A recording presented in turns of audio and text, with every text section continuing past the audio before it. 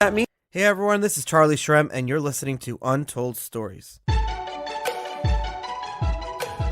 This is a show where we dive deep into the lives and personal histories of some of crypto's most influential leaders and find out how the crypto movement truly came to be. Let's dive in.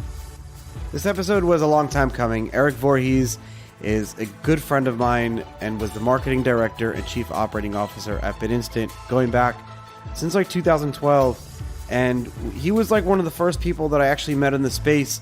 And we told some crazy stories of how Roger Ver basically had to force Erik to work for me because I was so reluctant to, kind of grow the company and grow this space. I saw BitInstant as this company that was my baby, right? And so Erik was the first professional person to come in and grow this company with me, and was really involved in every aspect of Bitcoin going back from those years. He ended up running some of the most profitable and largest companies, including Shapeshift, Satoshi Dice, Coinapult.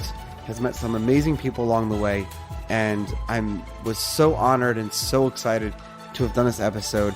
Erik Voorhees, the CEO of Shapeshift right now, and we'll be doing some amazing things, talking about in the future. Enjoy the Untold Stories. Talk to you guys right after the ads. I'm so honored that Untold Stories is sponsored by eToro. eToro is the smartest crypto trading platform and one of the largest in the world, with over $1 trillion in trading volume per year. What I really love about eToro is that the CEO has been around the Bitcoin space since 2012, so they really put their money where their mouths are. US customers, myself included, we can trade the most popular crypto assets, in fact, almost all of the ones that you want to trade, with low but transparent fees. So you actually know what you're paying for everything. And that's really important. So if you're not ready to trade yet, you can practice building your portfolio with the eToro $100,000 virtual trading feature. So you can create this whole portfolio without trading with any real money to see how you'll do. And you can learn all the different ins and outs without using any real money yet. And then once you're comfortable, you can enter the market and start buying and selling crypto for real. Best of all, one of my favorite features is that you can connect with 11 million other eToro traders in the world, myself included. And we can talk trading, charts, and all things crypto. So listen, head on over to eToro.com, links are in the show notes, and build your crypto portfolio the smart way. I want to thank and give credit to the first ever sponsor of Untold Stories, Scott Offord. Scott is a Bitcoin mining consultant, and I really want you guys to check out one of his coolest apps that's free to use. It's a Bitcoin mining profitability calculator that you can check it out before you get involved in mining, or if you just want to learn more about whether mining is profitable and how it works. The website is cryptomining.tools. That's cryptomining.tools. You can enter your estimated uptime and get more realistic profit projections. It includes really cool features like the impact of the Bitcoin block reward halving, which is actually coming up extremely soon. Their API allows you to embed profitability calculators and other live data directly into your own website, all for free. Also, if you're wondering which miner is the most efficient or has the best chance of breaking even, you should try out their interactive hardware comparison chart. So it's a hardware comparison chart, so you can compare all different types of miners for all different coins and tokens, and it's interactive, so you can play around with it.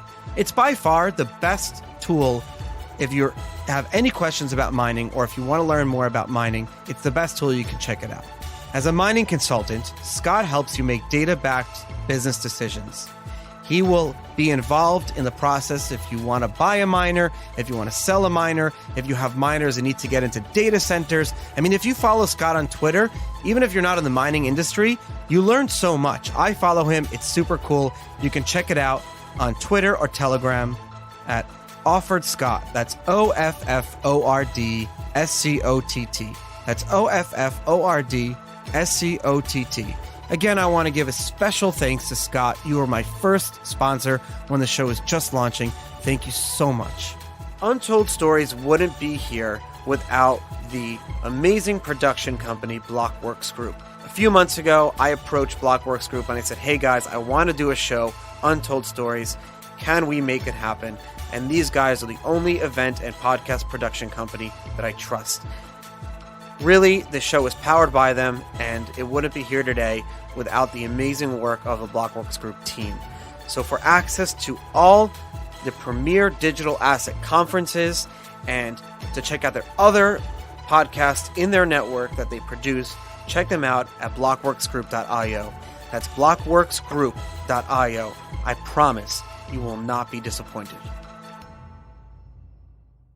Over the course of our lives, we go through various ideologies. We go through thoughts, ideas. A lot of us are raised with certain ideas and beliefs, or we see things on the news. We get influenced by books. You know what I'm talking about. And then over the course of our lives, there are people that enter your lives that fundamentally change how you look at things. They introduce you to ask questions, and they help you kind of formulate where you see, how you see the world. One of those people is my guest today, Erik Voorhees. Thank you so much for coming on the show. It is such a pleasure to be here, Charlie, and very good to talk to you.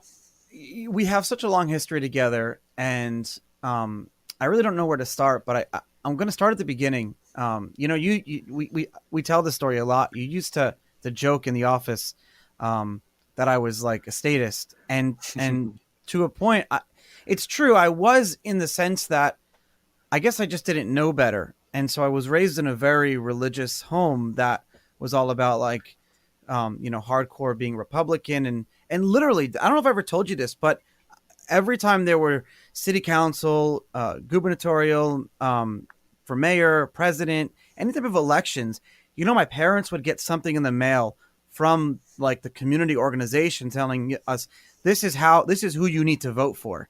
And my parents, my grandparents, my aunts and uncles religiously would just go to the voting booth en masse and vote for those people without asking any questions. Mm-hmm.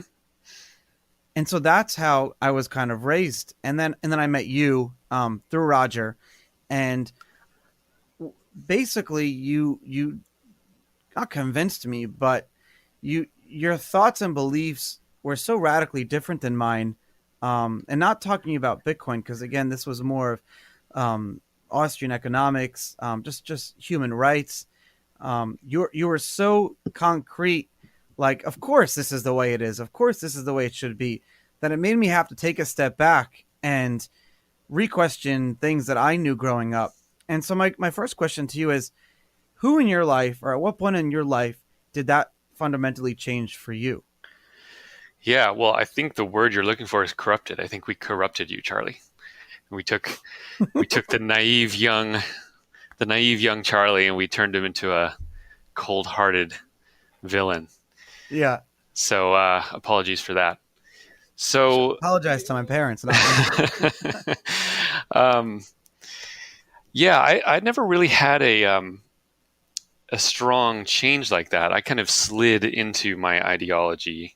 My dad is a libertarian, although I see him kind of as a statist as well. But he kind of raised me with a deep skepticism of governments generally, and I didn't really learn the word libertarian until college, actually. So I, for a long time, thought I was a Republican, sort of socially liberal, fiscally conservative Republican, and it never really fit that well with me. And then when I learned that word libertarian, then I fell down, that first rabbit hole. Probably got very extreme sort of as I started listening to Free Talk Live. And Free Talk Live is a podcast that's been running for a long time, based in New Hampshire. And I run ads on Free Talk Live for the show. Yeah. Free Talk Live is fantastic. I mean, they basically just talk about all sorts of issues from a sort of purely anti-government, pro-liberty perspective, and their logical consistency on moral grounds was very striking to me. And what it meant was that if I believed one thing and I was logical, then all these other things fell into place, and there just became this very clear structure of how the world can work on an ethical principle of respecting individual liberty. And so that's when I really became probably quite an extremist. And I've been trying to influence everyone ever since. And then you found out about Bitcoin, and then eventually the larger crypto space. This was you got involved in what, like 2011, 2010? Yeah, May of 2011, and it was when I was in New Hampshire, which is where Free Talk Live was based. So I knew the Free Talk Live guys by then, and it was one of the other free staters there that I was friends with on Facebook, and he introduced me to Bitcoin. He posted an article about it, and I read that, and that was really the beginning. I want to talk about those early years because majority of the guests on this show got involved, and I still consider these the early years, but I even consider like 2013, 2014 is the early years. But rarely do I get to speak to very many people that got involved around the same time I did in 2011. And so I want to talk about that for a second because it kind of goes hand in hand with the theme of the show here. And you brought up a good word, is skepticism. And so I think that if there were to be a word that combined everyone who got involved in Bitcoin, everyone, and I don't categorize everyone together normally, but if you were to categorize every single person who got involved in Bitcoin from like 2010 to 2012 maybe, or 2013, would you agree that the common denominator for everyone is skepticism? No matter where you fell on the political spectrum, you got involved because you were skeptic of how the world and how governments operated, especially during those years, which was like the post kind of a Great Recession, as they call it. Yeah, and I think it's even more targeted than that. I think it was a skepticism of central banking and a skepticism of how the financial system worked. For anyone who was involved in sort of 2010 through 2012, they shared that opinion. I think probably 99% of all Bitcoiners back then were deeply skeptical of central banking and how the financial system operated in the world. Obviously, it was only a 2, 3, 4 years after the financial crisis, so that was all deep in everyone's minds. And indeed, Satoshi's infamous quote from the Genesis block, the Guardian newspaper article, all that kind of stuff really tied together to create a cohesive group. There was a quote. So you and I were at this event in 2012, I think it was. It was in Nashua, New Hampshire. Liberty Forum or Liberty Forum. That's what it was. Roger was there. You were there. I was there. Ira. In fact, I interviewed Jeffrey Tucker, and just as a joke, I asked him, "Do you remember your first Bitcoin experience? And do you remember that story when me, you, him, Gabe were in a bar and Gabe he remembered that story like verbatim. Yeah. He remembered. It was a great day. Well, we basically forced him to sit down with us and talk about Bitcoin because he was someone I looked up to and one of the most eloquent speakers on Liberty. And I was like, this man has to know about Bitcoin. I mean, this has to be a thing for him. And so we basically just forced him to talk to us. And by the end of it, I think we got him. Those were the guerrilla days. So there was a famous quote that I remember. I think it was Josh Harvey who said it, and he was talking about Bitcoin to someone in the exhibitor hall. And this is one of those like moments that you kind of remember. There was and actually I think this quote was caught on one of the documentaries, kind of like offhand, where you could hear him saying it. But he said to someone who was describing Bitcoin, and him and his brother founded the first Bitcoin ATM, the Limassol machines. But he said, we don't want to end the Fed, we want to transcend the Fed. Yeah, great bumper sticker. Yeah, so I remember he kind of said that, and that was a very big thing for me because I don't really believe in violence and kind of the whole end the Fed, anarchist. It has a lot of like violent implications, and so when he said that, I was like, okay, he's right. You essentially build a better system, and people will voluntarily. This was Roger's whole thing was voluntarism, and for many years, that's what he said he was, or maybe he still says he is that. People voluntarily use this better system because the competition's good. Do you think we're still on that course? I mean, like almost, Eric, it's almost like a decade later since that event. Like we're getting old. Yeah, I'm well, turning 30 next month. oh yeah, you're super old. Are you pulling in your social security checks yet? No, but I did join AARP. Oh Jesus. No, seriously, I did because they're good discounts for like flights and car. Yeah, I accidentally ended up on Medicare because I was filling out an No. yeah, I was back a couple years ago when I was like forced to get health insurance. I was filling out some form to like figure out what a good provider would be, and at the time I wasn't making any salary. I was running Shapeshift but taking no salary from it, so my income was zero. Obviously, I had plenty of money from crypto, but on paper, like according to the form, I looked poor. I had I had no mortgage. You know, like I looked like a poor person on You're paper, living below the poverty and so line. they sent me a Medicare card, and I actually had Medicare No, I insurance for a lost while. them. So that that didn't improve my opinion of the government. But um, so yeah, your point about transcending the Fed, like the one of the things that was so cool about Bitcoin is that when I was living in Dubai, it was during the financial crisis, and um, I started really studying how money and banking worked, and really Eric, felt we lost you when you were saying that you were filling out the form. There's like a 40-second gap. ah Can you crap. start again with that? Yeah, No, no, it's all good. I saved all the recordings are saved. So you were saying, so you were saying, and then take a pause, like just for editing purposes. But you said I was filling out the form, and I kind of lived below the poverty line. yeah. So I Mhm. filled out the form, and basically it told me I was a poor person because I didn't have any salary, I didn't have a mortgage, and so I got Medicare just accidentally. So regardless, one of the cool parts about Bitcoin was that um, it really demonstrated an alternative to the financial system. Instead of just complaining about how money worked, how banking worked, and about the central banks and the Fed, and thinking about how impossible it would actually be to change that from the inside or to vote the Fed away.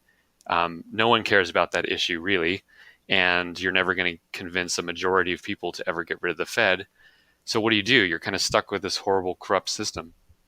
But then Bitcoin comes along and it basically says, well, actually, here's an alternative to the entire thing. Here's something you can just step around the Fed and transcend it. So that's what crypto represents. It represents a way to just move out of that whole system.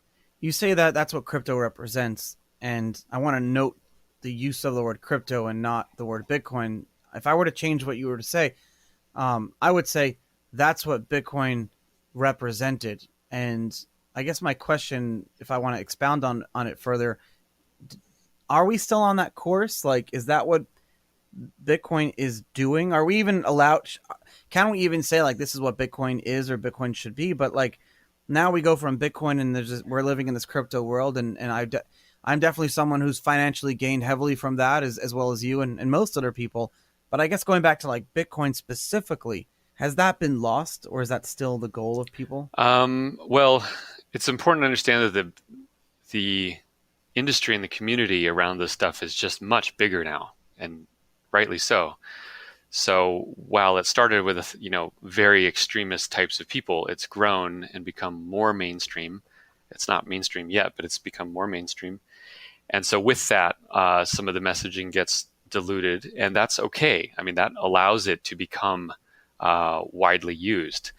I don't particularly care if everyone in Bitcoin wants to abolish the Federal Reserve. I know how Bitcoin works, and I know it's going to take over the world, and I know that when it does, the Federal Reserve is going to go away.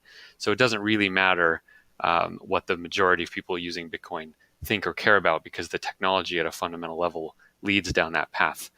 And this is why I'm always fine with companies that help mainstream adoption, that help grow this.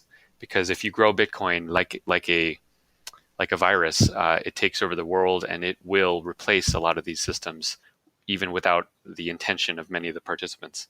You could even make the case that all these other, alternatives to Bitcoin or altcoins, which is not a dirty word and no one should think it is, but you could make the case that all of crypto is kind of like the first step or the gateway drug to Bitcoin, if you will. Yeah, although I don't think that all paths lead to Bitcoin. I see. Really? Yeah, definitely not. I think that the financial system of the world is getting rewritten onto decentralized protocols. Bitcoin is by far the biggest and most important, but there will be others And most secure. for sure. Yeah, it has a lot of the check marks of like best at this, best at that, but it's not best at everything, nor can it be. And if you tried to optimize Bitcoin for certain things, you detract from other attributes. So I see a world with a number of blockchains. I don't know that there will be a million blockchains, but there will be many, and there will be millions of digital assets on top of these blockchains. Um, some of these will be intended and used as money and currency. Some of these will be intended and used for various other financial instruments, and some of these things will be used in non-financial ways as well. But that whole system is getting rebuilt on decentralized protocols, and Bitcoin is at the core of it, but it is not the sum total of what's useful or interesting. In 2013, in 2012, you joined BitInstant, the company that I founded with Gareth, and you were the director of marketing, but really you were like the COO, probably um, running the company with me, and we had a lot of fun, and um, We did. we had so much fun. We we had They were good times, Charlie. good times, and actually, so Alex and Ian from EVR were just here yesterday. For those listeners, EVR was the nightclub that accepted Bitcoin. My two friends had started, and this was like 2012, I think 2013, and that those were kind of like the not the battlegrounds, but they were the playground of Bitcoin back then. But then you you during those years you had got involved with Satoshi Dice, ended up running that, and then eventually some other companies. But before, I want to talk about Satoshi Dice for a second. Satoshi Dice, I would say there was a lot of like gaming going on, but Satoshi Dice really was the first one that kind of pushed the limits of stress testing the Bitcoin blockchain. And I don't know if you remember, but you got a lot of flack from people. In fact, Luke DeShira would famously say that you were spamming the network, which opened up the questions to, what's considered spam. And my I had a recent episode, and you should listen to it. Samson Mao was on this show, and it was a great episode. But we kind of butt heads a little bit on the show, which I'm not afraid to do on the show, because I think he kind of agreed that was spam, and that he's allowed to say what Blockstream is allowed to say what is spam and what isn't spam. Do you remember that? You're laughing. Yeah, yeah, that whole thing was so ridiculous. Um, so, yeah, I mean, if you look back at and I think blockchain.com, blockchain.info has a good graph of this, but it's transaction count per day over time, going way back into the beginning of Bitcoin. And after the 2011 bubble, Bitcoin transactions per day falls, and it looks really anemic, and it's just kind of like slowly dwindling and kind of flatlining for months. And then April 2012 comes along, and there's a spike in the transaction count. And from then on, for the next years, Bitcoin transactions grow basically every year, and you can just see the clear change in the trajectory of the usage of Bitcoin. April 2012 was the month that Satoshi Dice launched, and those transactions were Satoshi Dice. From 2012 through 2014, or maybe just 2013, but 2 years, Satoshi Dice was half of all the Bitcoin transactions in the world. And now there weren't very many Bitcoin transactions in the world back then, so there's far more now. It would not be half of them now. But there were people that hated that. They're like, you're clogging up the network and you're using it. And I saw that as just so preposterous. Like, my goal has always been that this stuff gets used, that Bitcoin's actually used, that it takes over the world because people are using it, not because it sits in some academic paper as this potential thing that might save us, but that it actually is saving us because it's getting used. You were stress testing the network. You were making people No, uncomfortable. I wasn't even stress testing the network. I was building a service that people found useful, and I was paying mining fees for the right to make transactions on the blockchain, which is the entire point of it. Satoshi Dice was the majority funder of miners in terms of mining fees back in those days as well. I doubt Samson Mao ever acknowledges that. But the whole premise that usage of Bitcoin harms Bitcoin is very, very weird and very, I think, antithetical to what I believe. I think anyone that wants to use the Bitcoin blockchain is able to do it. They need to pay the fees to get their transactions in the blocks. And if they're doing that, it doesn't really matter at all what they're using it for. That's the whole point. eToro is crypto trading made easy. It's one of the largest and smartest trading platforms in the world with extraordinarily low and transparent fees. Join myself and 11 million other traders and create an account at eToro.com. Links in the show notes, and build your crypto portfolio the smart way. I'd like to thank my sponsor of Untold Stories, Scott Offord. Scott is a Bitcoin mining consultant and provides managed miner hosting services in Texas. If you need to get at least 25 megawatts of miners online in the next 3 months, Scott wants to talk with you right now. Contact him on Telegram or Twitter at OFFORDSCOTT. He's offering an all-in rate of 6.5 cents per kilowatt an hour. Wow, that's like super cheap. That's like electricity cost in the Arctic, where things are automatically cooled because it's so cold. So he's offering 6.5 cents per kilowatt an hour without any capex required. Or if you commit to $170,000 per megawatt up front, he can get you a rate of 5 cents per kilowatt. Am I reading that right? 5 cents per kilowatt? That's unbelievable. Scott can get your first 25 megawatt hashing within 16 weeks from the date of signing. All the infrastructure, power lines, substations, water lines, and buildings are fully owned by the hosting company. By the end of March 2020, they will already have 150 megawatts online in Texas. This is such a super cool ad to record because my listeners are learning about mining now. Like this is really interesting. I didn't even know half this stuff before I met Scott and he started sponsoring the show. So make sure you check out Scott on Telegram and Twitter at OFFORDSCOTT. And Scott, thank you again for being my first ever Untold Story sponsor. What happened and what type of feedback did you get and what type of flack did you get from people during those times? Other than a few crazies who were mad at me for spamming the blockchain, most people that used it really liked the service. I mean, some people don't like gambling as a thing, and so they had ethical problems with that. But most people thought the service was great, and the reason the whole thing was cool was because it used the power of cryptography to prove that the odds were what we said they were. So it brought transparency to an industry that is notoriously opaque. And when people go and they gamble, in Vegas or wherever, you're never told what the odds of a game are, first of all.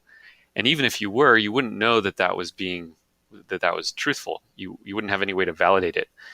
And yet people play and gamble without knowing what the odds are or whether they're being honest. So Satoshi Dice comes along, tells you exactly what the odds are on the various bets, and then you can mathematically prove that the results of each bet are correct based on those odds. Provably fair. You hear that term a lot, but how does that work exactly without getting too technical? So the way it works, at least with Satoshi Dice, is that a list of secrets, like one secret per day, into the future was released, or a hash of the secret. And then the secret itself each day was used in the roll. So it's just a random string of numbers and letters. Okay. Yeah. And so basically the result of any bet had several inputs, one of which was like the transaction hash of the Bitcoin in, which randomized it, and another was this preset secret. And then the day after any bet, the secret would be revealed of the prior day. And from that, plus the transaction hash of the anyone Bitcoin can validate and in, check. You could always validate that the transactions that happened a day or longer ago were all were all cryptographically true and fair. And this was so cool because people didn't need to know who I was. They didn't need to know Satoshi Dice at all. They didn't need to trust anyone. They only needed to trust the mathematics behind it. And that really, I think, highlighted the power of this technology and the fact that you could use it from anywhere in the world, no account needed, no questions asked. Anyone in the world, any human has equal right and equal access to this technology. It just became a very pronounced symbol of what Bitcoin stood for, and to this day remains something that I'm incredibly proud to have been involved in. Most people think that like the ICOs, that whole term started in 2016 or 2017, but you remember and I remember that there was I forgot what it was called, but it was the crypto stock market or something, Bitcoin MPEX. Yes, and you could well, there were several issue of them. shares, Yeah, GBTC, Bitfunder, not GBTC, but it was the guy from Romania. I'm forgetting his name. Yes. Mircea. Yes.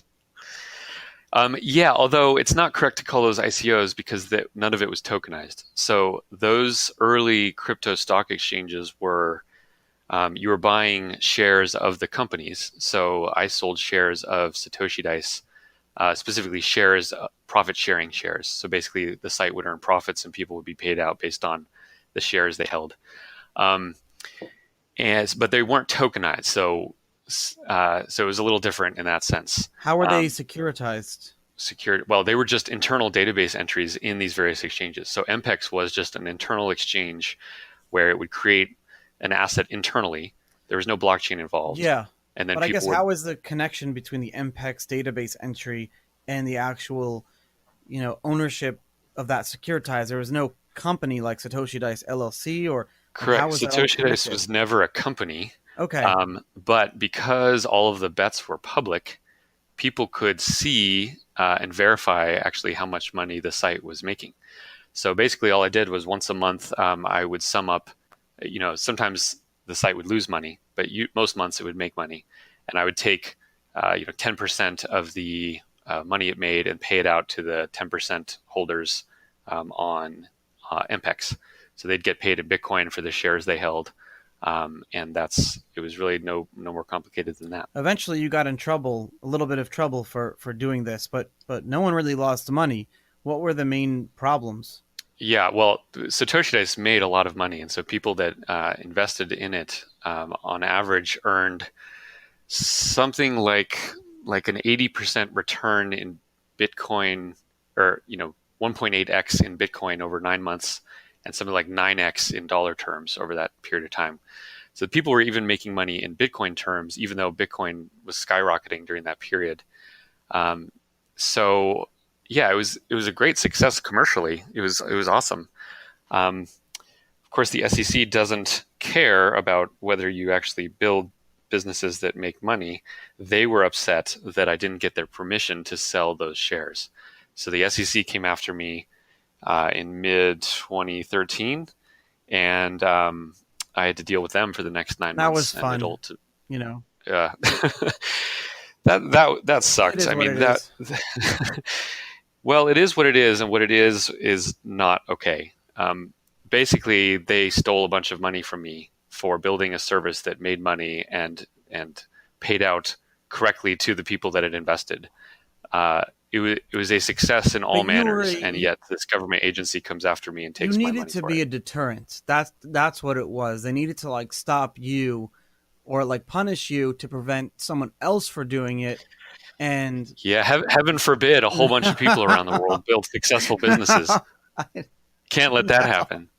Well, so you didn't let it put you down, and you ended up starting an extremely, extremely successful company, Shapeshift, and which I guess the best form of flattery is when someone copies you. And now there are tons of copies of Shapeshift, but you were the first, and you got a lot of flack for that, basically, because Erik, sitting Yep. from the sidelines, which I had to do for a while, you were, probably still are, but you were like the poster boy for bitcoinism, right? But that fundamental Austrian economic, libertarian, Bitcoin is it. And you were that person that people would quote you, you know, and when you launch Shapeshift, that was a big slap in the face for some people because here you are now supporting other coins and tokens. Yeah, heaven forbid there are other technologies that are No, interesting but and the that's your blockchain might right. be used for more than just People were Bitcoin. like, you can't have your cake and eat it Yeah. too, as I tell other people. You love Erik for his capitalism, for his free market, laissez-faire, but then when he does something that is laissez-faire and free market, you get angry at him. How does that make any sense? So it makes sense if you understand tribalism. And when I was first into Bitcoin, one of the things that really struck me was it was very difficult to convince normal libertarians who are generally gold bugs that this was a useful new thing that they should pay attention to. Gold bugs generally called it a scam, called it worthless, called it not backed by anything, They still are, and by the they way. hate it. Right, but there are many fewer of them now. Back then, like 99% of libertarians were gold bugs and were anti-Bitcoin. It was crazy. Like in 2011 and maybe early 2012, I'm saying. And especially a microcosm of that was in the Free State Project. And those were mostly younger people. And even there was deep skepticism of Bitcoin. And a large part of it was because all of them owned gold. All of them owned gold and silver, and that was the bags they were holding. That was their tribe. That's what they associated as money. And so they had a deep distrust of Bitcoin, to the point of calling it a scam, even though Bitcoin represented the most amazing new technology to change how money worked and to pull power away from the Federal Reserve and all that. Um, and I don't think this was a conscious thing of these people. Like, I don't think they were like, oh, well, I want gold to go up, so Bitcoin's bad. But deep down, that's what was happening. They had invested in this thing called gold. Bitcoin competes with gold in their mind, and so they saw it as an enemy. And that was really disheartening, and it took a long time and a lot of discussions with those people to get them to realize that Bitcoin was useful and valid. Um, and then fast forward a couple of years, and a lot of these people are into Bitcoin. Now they own Bitcoin. And then what comes out? Well, other cryptocurrencies. And many of them, and I can say this because I was one of these people at first, really hated these other cryptocurrencies because they felt threatened by it. They felt that What made you change? partly just being aware and mature as a person, but also recognizing that the principle that was so important about Bitcoin is one of the principles is decentralization, and open markets and competition. Like that is at the core of what Bitcoin represents. And a world in which there's only one blockchain and only one cryptocurrency is less decentralized, is more homogenous, and is less dynamic than one in which there are multiple blockchains, multiple digital assets, some of which compete with each other, some of which complement each other, some of which have different ethoses, different development teams. That is a more decentralized world. And frankly, I think that the principles of Bitcoin are best expressed in a world in which there are many different digital assets. And that just became very obvious to me in the same way that Bitcoin itself as a valuable asset was obvious to me when I learned about that. Um, and so I broke out of that tribalism, and I no longer thought that Bitcoin was the only valuable digital asset. And so when I started Shapeshift, it was really disheartening to see how much hatred came after me, from the people who I felt like were my friends and were my tribe. I was at that point fairly well known in the Bitcoin community, and so many of those people turned on me because suddenly I was saying I wasn't saying anything different about Bitcoin. I still think it's the most amazing invention ever and is taking over the world. Um, the majority of my crypto holdings by far is still in Bitcoin and always has been. And I've continued to speak about the virtues of it. And yet to that, I also add the point that other cryptos are interesting, other blockchains can be valuable. And for that, got just an unending amount of hatred from people who were stuck in that tribalist mentality. And so that's been really, really shitty, frankly. And it's been hard to cope with, but I'm getting over it. Did you ever take a step back and ask yourself why you're even still in this industry if people were just so mean to you about No, I this? never were. No, I've never been into this for. I did. I think, And a lot of people left. A lot of our yeah, friends that like Jared Kenna, they just don't come back. They get yeah, disheartened, they get pissed off, they get burnt out. yeah. My goal here is to change the financial system of the world, and I have had that as my goal since the very beginning.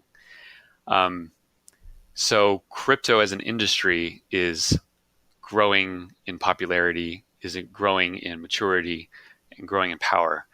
And to the extent that that continues to happen, I'm happy. So the interpersonal drama and the spats and the tribalism, like that's all nonsense compared to like what we're actually trying to do here. It doesn't matter like if people are being mean to each other on Twitter. Ultimately, what matters is that this technology is taking over the world and we're part of something really special. So I stay focused on that.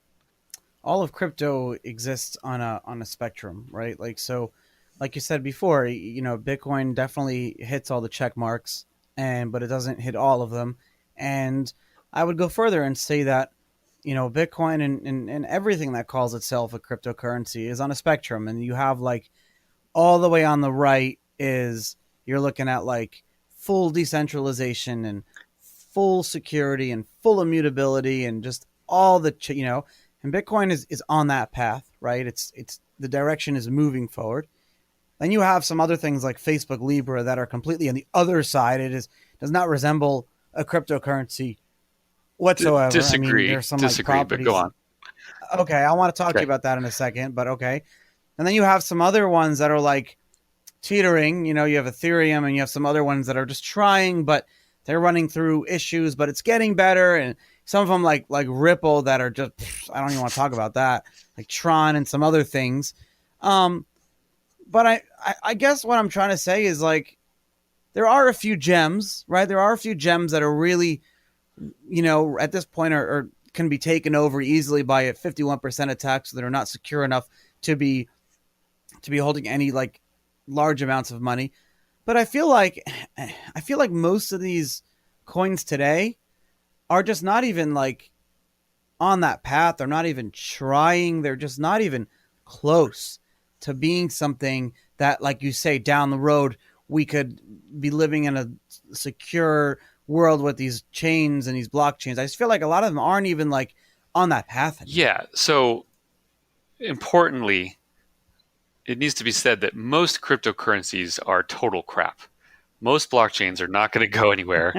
Some or many of them are outright scams. Many more aren't scams, but they're just bad ideas or good ideas that were poorly implemented. There's a lot of crap out there, 100%. But it's not all crap other than Bitcoin. And this is where the maximalists get it wrong. They think that just because most other coins are bad, all other coins are But if we're bad. not turning And down that's the just crap, lazy thinking. no, but if we're not like being critical of the shit, then how do we expect it to be better? I guess it's with Well, the tribalism. we should be critical of the shit. But when people just call every altcoin a We're shitcoin, not being tone they're not based being on this show, not to call out any names. yeah, when Bitcoiners hate on Ethereum just because it's Ethereum, they're being they're being unfair. Ethereum is fascinating and amazing and a huge success, um, and it does things that Bitcoin can't do But it's not today or immutable. can't do well. Well, in what sense? I mean, Bitcoin and Ethereum, these coins exist with various attributes, all of which exist on gradients. Bitcoin is not perfectly secure. That's my It is point. not There's it a is not scale. perfectly immutable. It is not perfectly decentralized. It is probably the best of these coins on those attributes, but it's also more expensive to send a transaction on Bitcoin than on Ethereum. It also doesn't make a lot of sense to run smart contracts on Bitcoin versus Ethereum.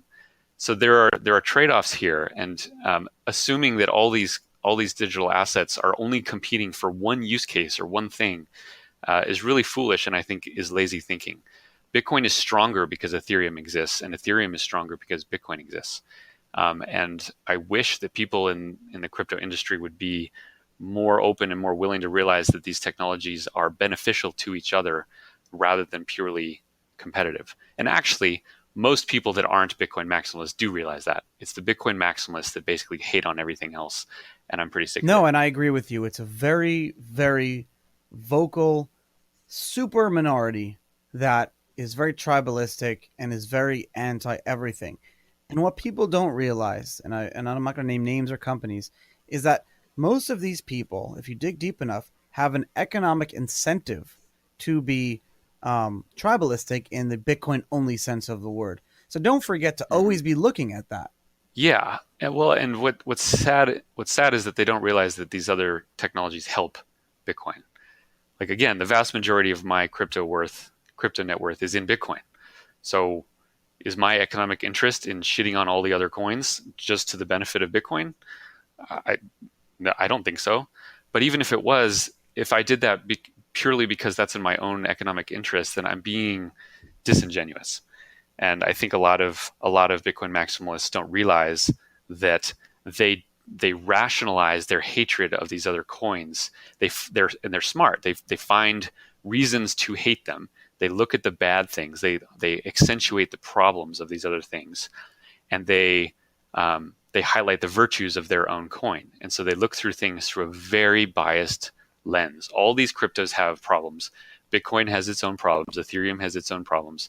But a Bitcoin maximalist will dismiss the problems of Bitcoin and highlight the problems of Ethereum. And that's where they're getting intellectually lazy and disingenuous. To be fair, the maximalists of these other coins do the same things. Not to say that one is right or the other, but I feel like I entered the Bitcoin space to get away from the tribalism of the home I grew up in. And then it's you know exactly what I'm talking about. Yeah. And then it's very, very, very, very frustrating, and hate doesn't belong in any community. And what I hate the most, not to say that I hate, but what really frustrates me the most is when they use the excuse, and earlier, my job here is to play devil's advocate, but what I can't stand the most is when any maximalist from any coin or token will use the rationale of I need to protect consumers from investing or losing money. Yeah, some of them do that.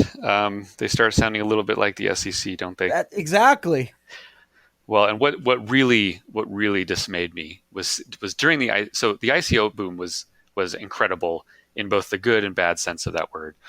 It was an amazing demonstration of the power of this technology. Obviously, tons of people misused it, as you would expect. But the amount of maximalists who were basically cheering on the SEC for going after token issuers was kind of disgusting. And fine, if the SEC is going after fraud, cool, I'm all for that. Go do that. But the desire that maximalists had for the SEC to shut down token markets generally, or to label them all securities so that the SEC could control them, was really, really sad. And really, I think goes against the very ethos of what Bitcoin is supposed to be. Well, to a point where they would say, like, if you even invested in any token, you're going to jail. Yeah, or exactly, or the amount of people who wanted to argue and wanted it to be true that Ethereum itself was a security, because then it would fall under the SEC purview, and because then that would put a huge wet blanket on the entire non-Bitcoin ecosystem. That was just really pathetic and something I didn't like seeing. Put me in a tribalistic or a maximalist shoes for a second. Is it selfish of me, or is it completely, hypocritical, or me displaying this, cognitive dissonance to hate on Libra? Am I doing exactly what I can't stand other people to do, or am I allowed to put a line and say the buck stops here? I'm not going to support something like Facebook Libra. No, so yeah, I'm not saying that people that are into this stuff should embrace all other coins. Again, as I said, most of them are crap. And any particular coin, if you find fault with it and express that logically and convey it well, then fine. Libra has all sorts of problems and all sorts of concerns around it, and I can totally understand the people that think it's a bad idea or a bad project. That's fine. I mean, whenever someone will engage on a debate about the specific attributes of a certain coin or blockchain, they're already doing a better job of analyzing this stuff than someone who just calls everything a shitcoin on Twitter. Like so there's a difference there that's important. But yeah, let's talk about Libra for a second. Tell me what you think. So I love Libra, and here's why. It's not Bitcoin, first of all, which means it's not going to be censorship resistant. And it is far more centralized, obviously, than Bitcoin is. That said, it is a supranational currency. It is backed by a basket of fiat and bonds, and it is a new currency unit that is, in some ways, above any national currency. That took balls, frankly, for Facebook to do. I assumed that their cryptocurrency project would just be a one-to-one dollar proxy coin, and would basically be no different than PayPal. But what they did was actually create a new currency backed by these other things, that is independent in some ways of any specific national currency. That infuriated the regulators and the governments of the world. And that made me so very happy. Because what it did was I can imagine you sitting by a TV, like smiling, you know. Oh yeah, watching the hearings. Yes. Poor David Marcus having to go and sit in front of those fools. He handled it so well, though. He handled it all right. It's a pretty impossible position. I mean, all those politicians don't understand money whatsoever. They don't understand technology whatsoever. Most of them are morally corrupt and don't deserve to govern anyone. Your boy Chuck Schumer was all over that. And they sit up there like grilling these brilliant people who are building interesting new things, and it's just so shameful. But so the core reason that I like Libra is because it helps challenge the notion of that only governments can make money, and that that money is something that comes from a central bank, that comes from a government. That has been the status quo forever, and that's what everyone accepts. Bitcoin shot a huge arrow through that thesis and demonstrated that that's not true. But Bitcoin's still somewhat niche and is very weird, and a lot of people have a hard time grasping it. Libra is shooting a whole nother arrow through that thesis, and is doing so in a way that the mainstream can more easily understand and get on board with. I think Libra, if it's actually able to launch, becomes a huge pull away from fiat and toward non-fiat. Now that means toward Libra, and it also means toward the, quote unquote, real cryptocurrencies beyond that. I think it's a huge bridge. I think it's very important for people to see that kind of thing happen. I think it challenges the authority that governments have over money, and for that reason, I love it, and I hope they are able to actually get it launched. Although I'm skeptical that that'll happen. If you were to ask, if you were to take a survey, right, and you were to ask everyone you know, okay, actually, not everyone you know, because everyone you know probably knows about crypto already, but if you were to ask someone that you know's other like friend group or whatever, if you were to take a survey of everyone who's like just knows about crypto from what they read about the mainstream media, so completely normal people, because we're all not normal. But if you were to take a survey, right, and you were to say, if you had a choice, who would you rather issue a currency? Would it be the United States government, or what if it was a consortium of 100 of the top companies in the country, and most of those companies compete with each other, so there's no economic incentive for them to do things negatively, like plan all together. Who would you agree with?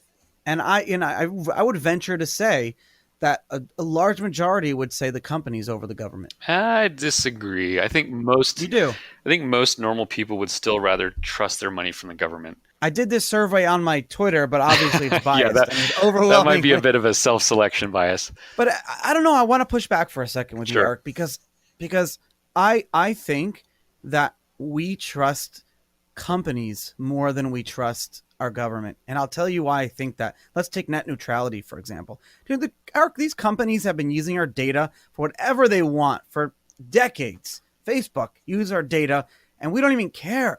We give it to them. Now, all of a sudden, the government comes out, and you're going to have the ability, for the government to decide what type of data can be sent across internet service providers, and we're all up in arms. But we let these companies use our data. Why do we care all of a sudden when it's government versus companies? We trust companies more than we trust government. In some ways, people do trust companies more than government. But at the same time, I feel like there is more uproar about privacy violations from Facebook than there is about the existence of the NSA. I think more people are bothered by the fact that Facebook knows what you just bought at Walmart versus that the NSA can basically just take any of your emails from you without you even knowing. It's hard to parse this out because it depends on the specific thing that you're talking about, and where people place their trust. But people have trusted governments with money, at least, and I'm talking the U.S. here, have trusted governments with their money for so long that anyone not doing, any company providing money would be seen with skepticism. What about consortiums of companies, not like a single company? And don't you think we're, potentially seeing like a fundamental shift here? And I won't let you finish your point, but I do want to throw the word out of incentive for a second. But finish your point. Yeah, I just think that most people still believe the government helps and the government looks out for people, that their interest is in helping people. And yes, they get it wrong sometimes, but that's what their interest is. And they see corporations as like profit seeking. I think that's kind of the general sentiment of the average normal American. It shouldn't be that way. I would always rather trust a private company than a government, but I'm an extremist for that view. That's not a mainstream view. I don't think you're an extremist. I think you're just ahead of the puck. Well, sure, that makes it sound nicer, but I'm definitely an extremist. I mean, I would abolish pretty much every government organization I could. So I don't know what's more extreme than that. Let's take the word incentive for a second. And this is where my thinking is. Someone should invent like a different socioeconomic class for me, and I call it incentivism. And I say to myself, who has the most incentive or economic incentive to do right by me? So governments may have used to have that incentive, if not economic, but economic, because we pay taxes, we have faith and trust in the government, and it used to be that you'd have revolutions, or you'd have the ability for governments to, not that I'm advocating for that, but people would try to replace their governments, or they'd at least go on the streets and argue and protest like they're doing in Hong Kong now. So governments have to be a lot more careful and be responsible. But we don't really care anymore, at least in the West, right? Then you go for companies. Companies have an incentive to do right by our data, at least in theory. And I guess I'm arguing against myself because there was the whole Facebook data misuse with the Hillary Clinton campaign or whatever. But in theory, companies have to use our data the right way possible, because there's an economic incentive. If they do harm by us, then we just won't use those companies anymore. Well, this is an important point, is that any company I can just stop using. Like if I don't like what Facebook's doing, I just don't use Facebook. If I don't like what the US government's doing, I'm stuck. They're still going to steal half my income every year.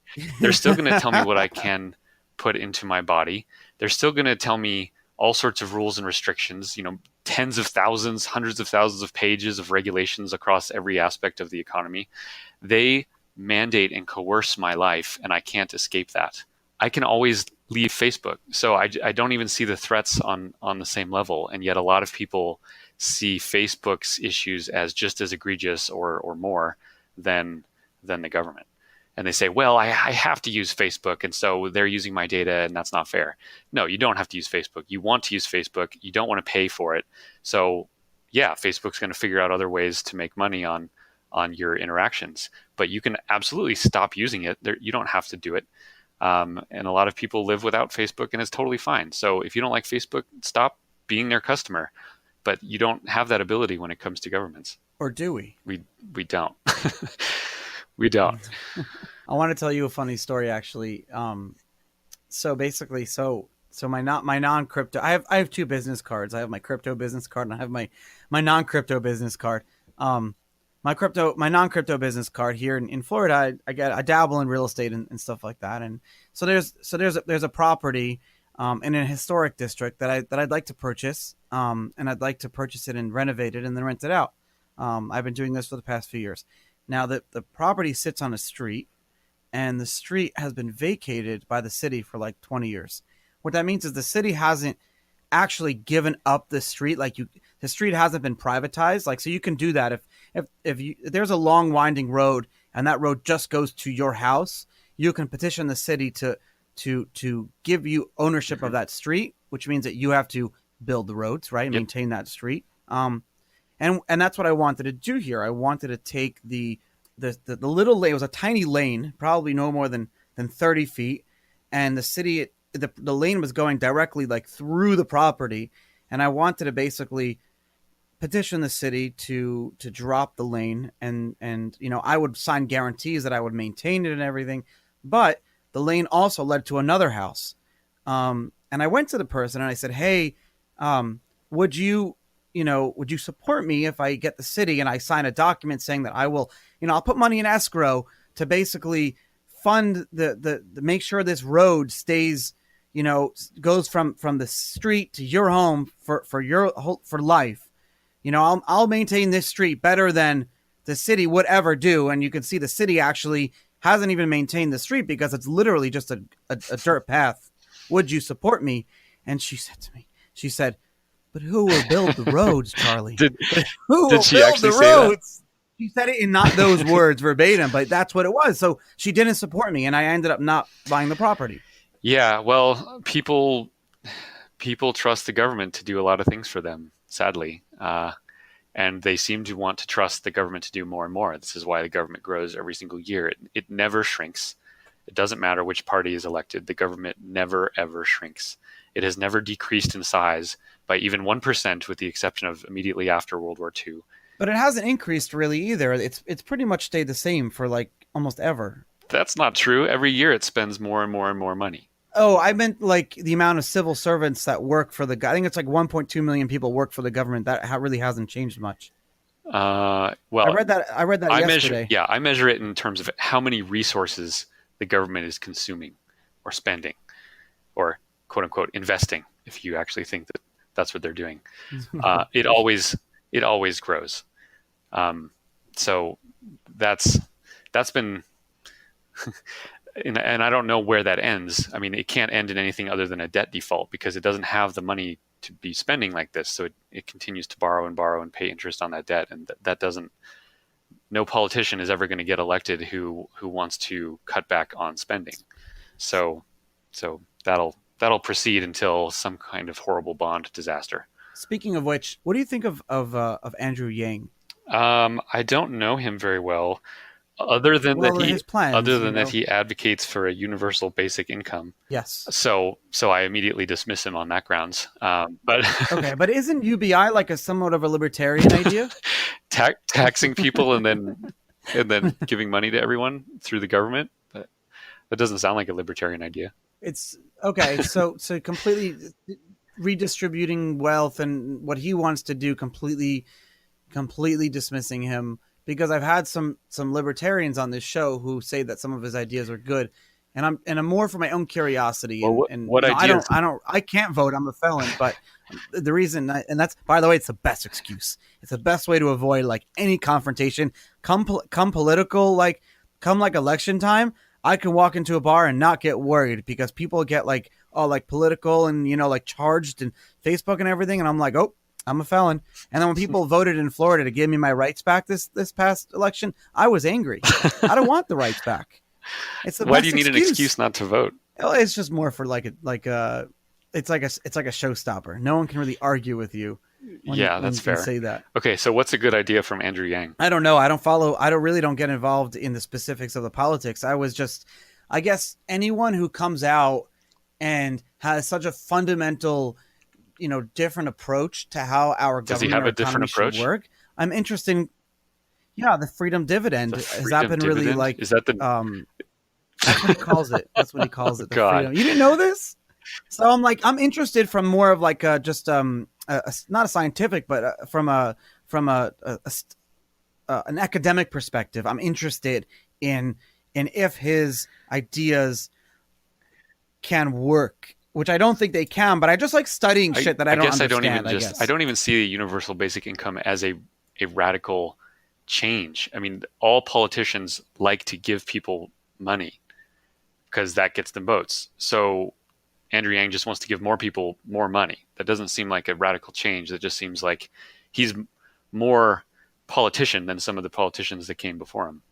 Very interesting that you would say that, because a lot of his followers and a lot of people that have become part of the Yang gang have advocated completely separate. I may even take this part out of the show just because I don't. It doesn't really belong. I'm just curious, actually. But you gave me your answer. So Reed, if you're listening when you edit the show, I don't know if this belongs. You Well, if it decide. I was stays just in the curious. show, anyone who supports Andrew Yang, hit me up on Twitter and let me know why, because I really don't know much. But the only thing I know about him at this point is that he supports giving free money to everyone, which sounds exactly like what every politician tries to do. It's just the Exactly. emperor's new clothes, I guess, right?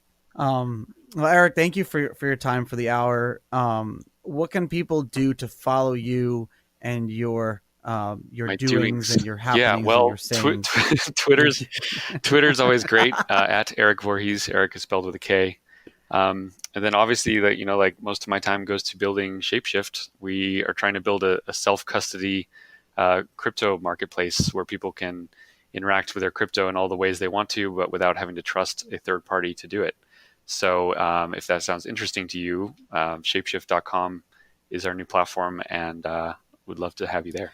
That's what I wanted to tell you. Thank you for launching. I love the Trezor dashboard that you have now. That you so for the listeners, essentially, if you're used to using like my Ether wallet or wallet.trezor or any of the built-in UIs that come with any hardware wallet that you use, KeepKey, try Shapeshift's platform. It works seamlessly, and it's really much nicer to look at and easier to Yeah, and use just yesterday and we secure. we enabled its usage without an account at all. So other than trading, you can Oh, use cool. the whole Shapeshift platform without an account, no email even.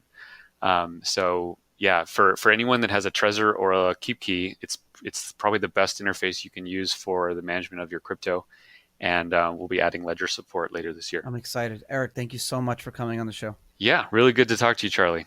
Thank you again for listening to such an amazing episode of Untold Stories, and thank you for listening to hear more about my sponsors, including Scott Offord. Scott is a broker of ASIC mining gear, and he provides large-scale, managed miner hosting services. Basically, he helps you with buying and selling your miners, or getting your miners up and hashing. Scott is on the board of directors for the nonprofit organization called Blockchain and Crypto Mining Association, or the BCMA. They provide networking opportunities and ongoing education for professionals and hobby miners alike. Scott and the BCMA will be sponsoring the Mining Disrupt Conference in Miami in July 2020. That actually sounds like something I should go to because I live only a few hours away. It's an event like no other, created by miners for miners. I'm not a miner, but maybe I still will go check it out. All the mining equipment manufacturers and solution providers will be exhibiting there like they were last year. The networking opportunities are phenomenal. To learn more about Blockchain and Crypto Mining Association or the Mining Disrupt Conference, contact Scott on Telegram or Twitter at OFFORDSCOTT. That's OFFORDSCOTT. New episodes go live every Tuesday at 7 a.m. EST. Links to our Apple and Spotify channels are in the show notes. You can also follow me on Twitter, Charlie Shrem, to continue the conversation. See you next week.